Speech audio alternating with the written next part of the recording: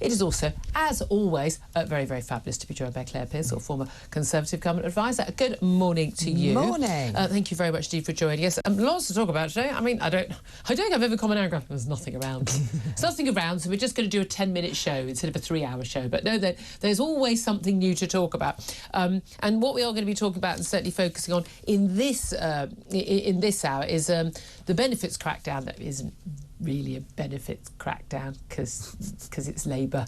Not that the Tories did it either, but Keir Starmer says Britain simply isn't working as the government unveils their flagship back-to-work plan that does not include a crackdown on sickness benefits, which is kind of the biggest problem that we seem to have. But there we are.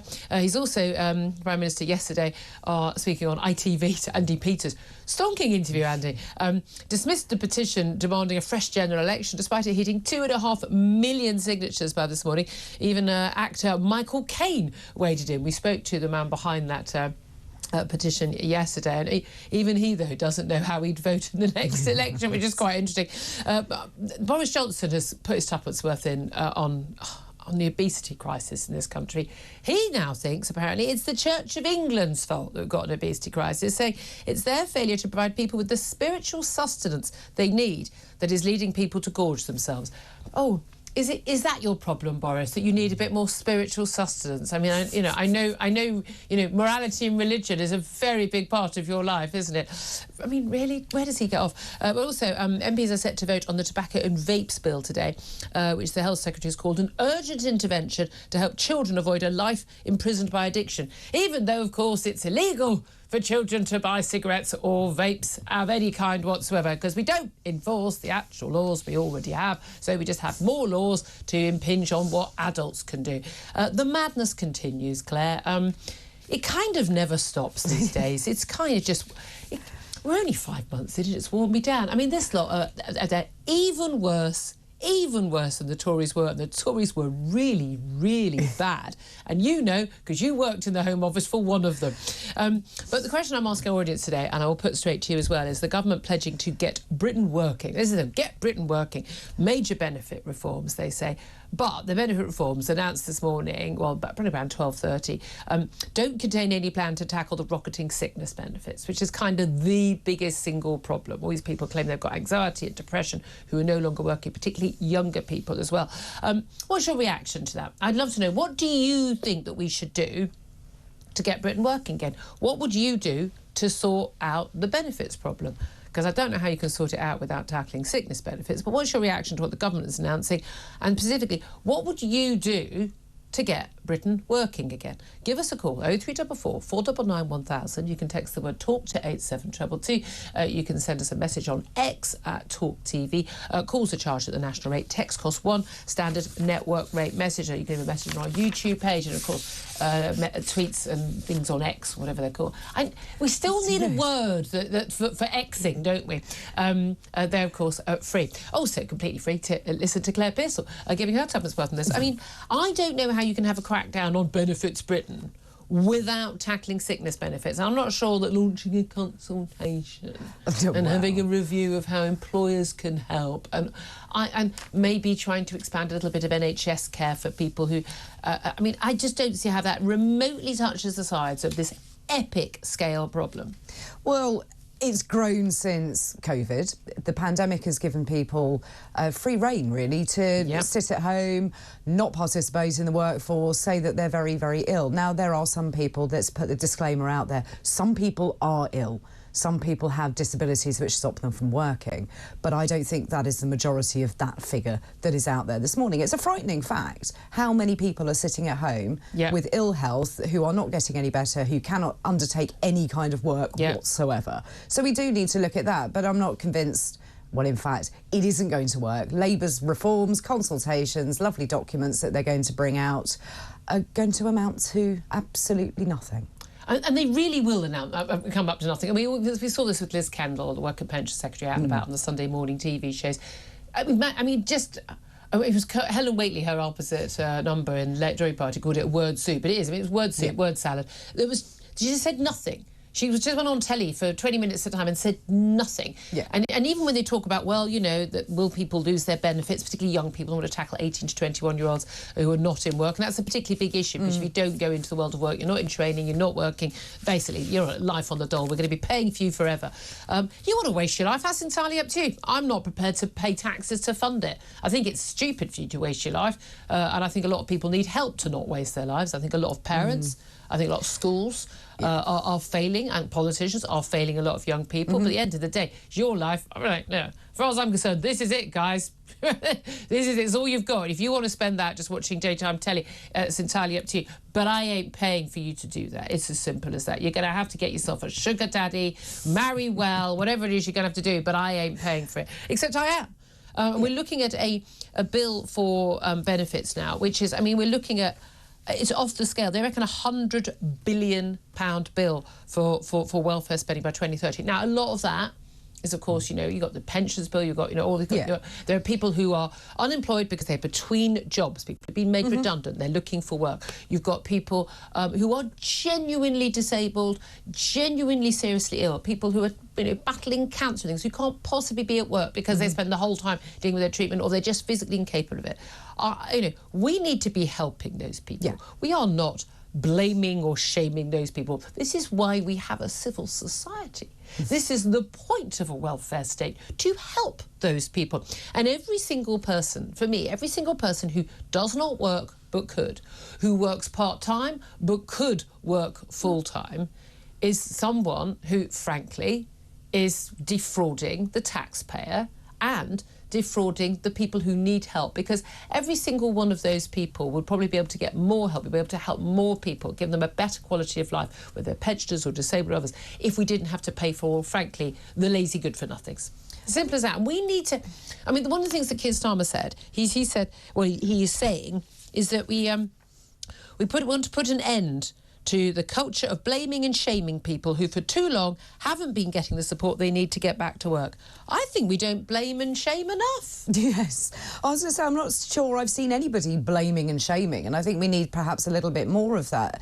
And if you think back to the last Labour government, I had my son in 2008, and the Labour government threw so many different kinds of benefits at me. It would have been so much easier and a lot more money if I'd stayed at home. I didn't. I went to work. It cost me more money. However, it's important to go to work, and it's important to have that structure in your life. But it's not that. It's also, it's what happens after you. Exactly. This is the key thing, isn't it? Because it's not just sort of, oh, you know, your income at that moment. It's the fact that for the rest of your working life, you haven't left your workplace. But also, it's the experience of going to work, it's seeing people, and it's giving that to my son to say, this is what you have to do. You want things, you have to work for it, you have to earn it. That's how I grew up. That's how he's grown up. I don't think it's that difficult. I mean, I remember lots of people are talking about, you know, these sort of, you know, benefits reforms over the years. They never work. Well, actually, the universal credit one did. I mean, what Ian Duncan Smith did do, you know, it did work. And every time David Cameron tried to reshuffle him out, he said, well, I'll just leave government. I'm not interested in doing anything other than this. He was on a mission.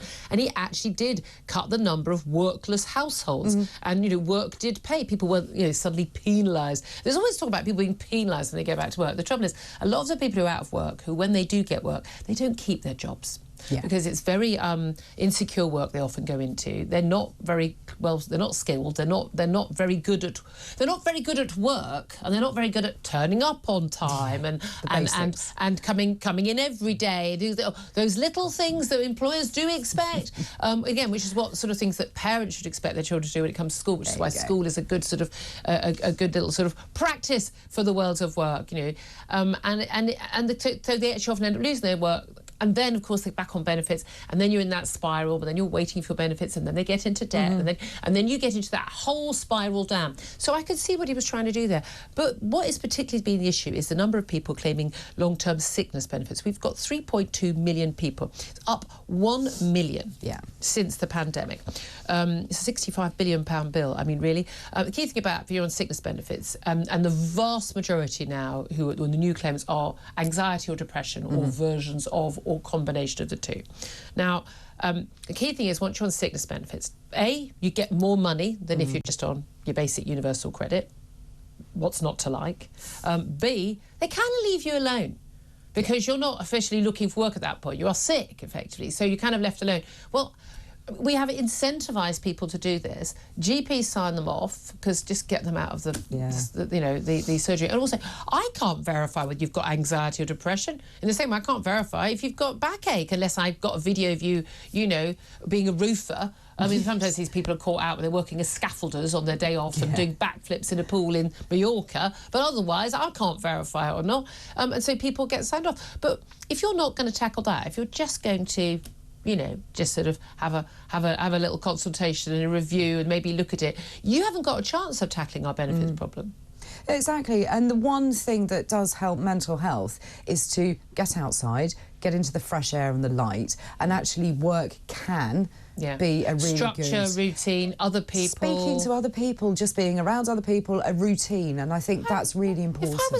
I mean, only time I've ever done the sort of long-term sick, I still worked from home because I couldn't physically move from my bed. I made it from the bed to the sofa, but I had to crawl. I had terrible morning sickness for 3 pregnancies. I had 2 months at a time where if I raised my head, I vomited. It was delightful, I can't tell you. My child was worth it in the end, but God, I was absolutely sick as a dog. Sometimes I just had to lie on the floor because the bed moved too much. I couldn't read. I couldn't listen to music. I was struggling so much with sort of just if music came on, any rhythm, and I would I could keep down basically white bread. That was pretty much all. My child is made of white bread. That was pretty much. That's all I could. And only completely processed. It was the weirdest thing. But I mean, I was basically completely housebound. I mean, it didn't even occur to me to leave my home for 8 weeks at a time. I mean, I couldn't go anywhere. I was just functioning day to day, just trying not to be ill. But the thought that was my life, that I just sat around all day. No. I mean, OK, I was feeling rotten, but even if you weren't feeling a bit rotten, that is not a life. That's an existence. But that's the difference, that you knew at some point that would pass, that you would be able to get up from the floor and stop eating white bread, and you would go back to work, and you've continued to work after that. And I think that's the difference. But you're right when you say about family and schools, why aren't they putting the effort into keeping these kids in line, telling them they need to turn up, but actually giving them something to hope for? And I think careers advice when I was at school, utterly woeful. Absolutely. But the main thing for me is again, parenting and teachers and everything. You need to turn up on time. You need to be there. You need to, I'd love to hear from you. Please get in touch. 0344 499 1000. How would you tackle the rocketing benefits bill? What's your reaction to a major benefit reform, a major white paper on Get Britain Working that doesn't actually tackle rocketing sickness benefits? Maybe if you're on sickness benefits, I'd love to hear from you, because there'll be people who are absolutely 100% genuine, and they should not be in any way shamed. But it's the people who are shaming you, by the way, making life difficult for you, are the people who are swinging the lead. But I'd love to hear from you. Maybe you've got teenagers, maybe you've got youngsters, children in their 20s, and you cannot get them out of their bedrooms and off their PlayStations or whatever it is the young people are doing these days, and getting them to work. And by the way, if you can't, that's your fault. If no one else is going to tell you, I will. But I'd love to hear from you. I can come in and sort him out for you or her out for you. Not a problem. I'm happy to do that job. Let's also talk about that petition to get people to get another general election. We spoke to the publican who was behind that. He's rather surprised. Posted it on Thursday. More than 2.5 million signatures now. The actor Michael Caine retweeted it as well. Elon Musk. Everyone's got in on the act. It's not going to result in another general election. No. But does it matter that a number of people said this? Because Keir Starmer interviewed on This Morning yesterday basically said, look, it's a lot of non-Tory voters who want another general election. Fair enough. Now, I'm not sure I want another general election. I don't think the outcome would be any different, to be honest with you. And also, frankly, a rubbish Labour government or a rubbish Tory government, same... I mean, really, can you notice much difference, really? Well, no, we don't need another one. I can't countenance going through that pain again so soon. But also we've just had a big vote. People voted in the way that they did. If they're regretting it, well, you have to kind of suck that up, I'm afraid, until the next round of democracy that happens in 4 or 5 years' time. We don't know quite when it's going to happen. It's just interesting to watch Keir Starmer really squirm at Isn't the it? fact that so many people have signed it. Yeah, exactly. And actually, I doubt they are all Labour voters. I mean, Conservative voters. I'm guessing that quite a lot of them were very angry Labour voters. I'm sure. Let's also talk about what a woman is. Now, you know what a woman is. Yeah. I know what a woman is. Bizarrely, your boss, the MP you work for in Parliament, doesn't know what a woman is, even when she was chair of the Women's and Equality Select Committee. Yeah, I know. Don't know why, but the Supreme Court is going to help us decide. Now, I find it a bit strange that we need a judge to tell us what a woman is, but apparently we do. Judges at the Supreme Court today and tomorrow are hearing a case about how women are defined in law in this country. It's a landmark case brought by very fabulous Scottish campaigners for Women Scotland, very much backed by the likes of J.K. Rowling and Sex Matters. And we're going to be talking to Sex Matters' Helen Joyce a little bit later in the show. But basically, it's a long-running legal dispute. It goes all the way back to 2018.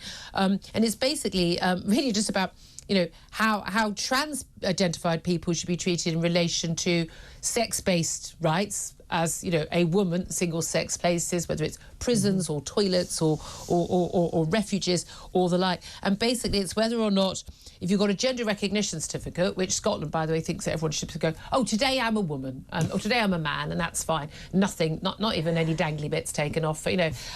But they're saying that, you know, basically that makes you a woman. Full stop, that makes you a woman. I mean, it doesn't. We know it doesn't. And this case is basically trying to establish that actually the sex equality laws are fundamentally about the actual reality of women's bodies and needs, single-sex spaces and victims of male sex violence, you know, hence refuges and things. And it's so basic and obvious. It's amazing this has come to court, but that's how mad things are now. I don't think anybody had it on their bingo card for 2024 that we would need a court to tell us what a woman is.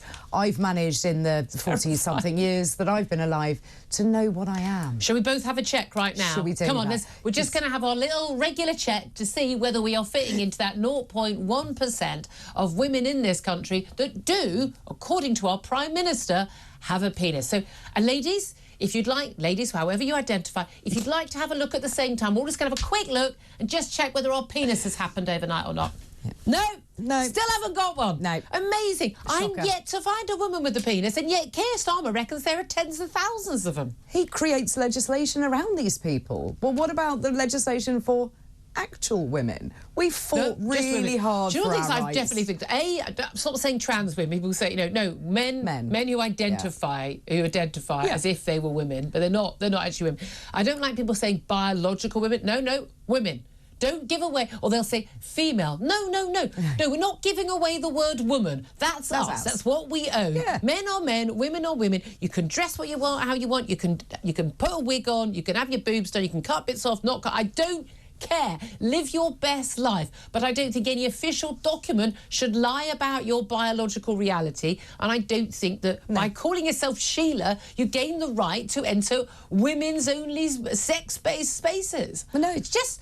But who are the people who think this, other than most of the Labour Party, half the Tory Party, every Lib Dem and every Green? I'm sorry, our politics is totally and utterly infected with an intellectual insanity. We're trying very hard not to offend a very small group of people who wouldn't have been offended. When you do speak to the trans people that I've met, they don't want any of this. They want none of it. They want to live their life and live it happily, and that they should be allowed to do so. They can live it happily when they are not imposing on the rights of women, which we fought for. They didn't just get given to us. Women actually had to fight for them. And we're eroding it. And relax. I am never not going to bleat on about this. And this is genuinely, on this alone, that would be a reason to have voted for Donald Trump. On this alone, to deal with this madness, this insanity, intellectual doublespeak that is going on, we need to tackle it. So the Supreme Court case, and by the way, whichever way it goes, we all still know what a woman is. We just need the law to recognise it.